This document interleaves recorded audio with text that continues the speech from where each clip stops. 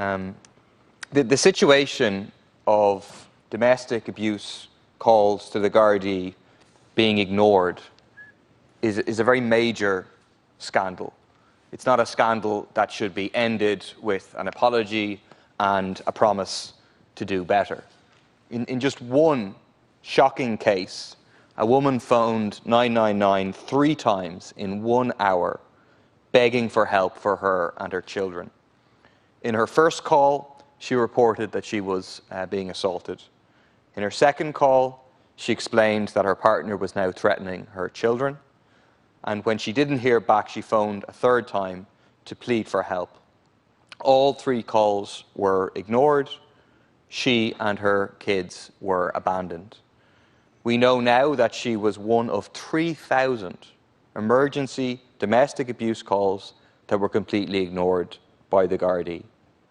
The apology from the head of the Gardaí, Garda Commissioner Drew Harris, is simply not good enough, especially when you look at the fact that the Gardaí can find the time and the resources, for example, to break up the picket line of the Debenhams workers, or incredibly to pursue and prosecute an activist for Rosa, Aisling O'Keefe, precisely for the crime of organising a protest against gender-based violence during the pandemic.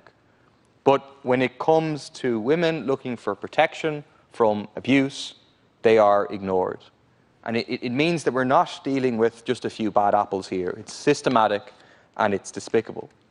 And what is exposed by this situation, on the one hand, is the unfortunate and horrific prevalence of gender-based violence within our society.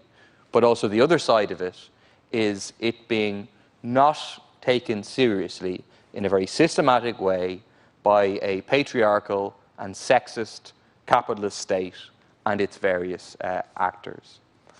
Some figures to indicate both sides of this. People have probably seen the figures, but they're worth noting. The scale of the so-called pandemic within a pandemic of gender-based violence.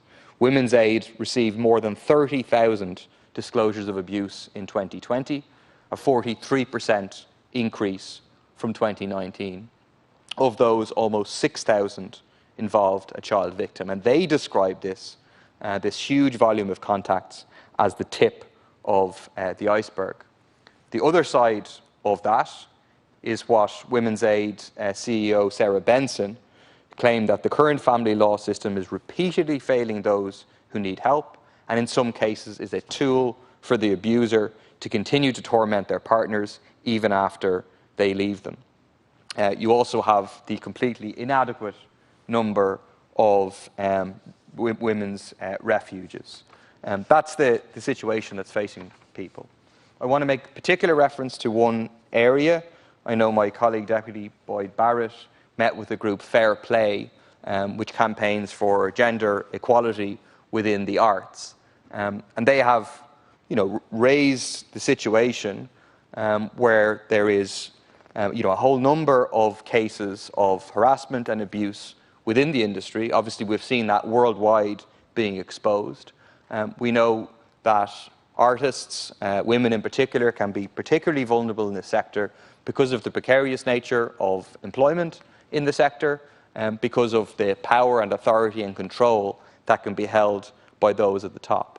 And they are demanding that all public funding should be linked to appropriate representation, and also the establishment of an independent body that people could go to complain.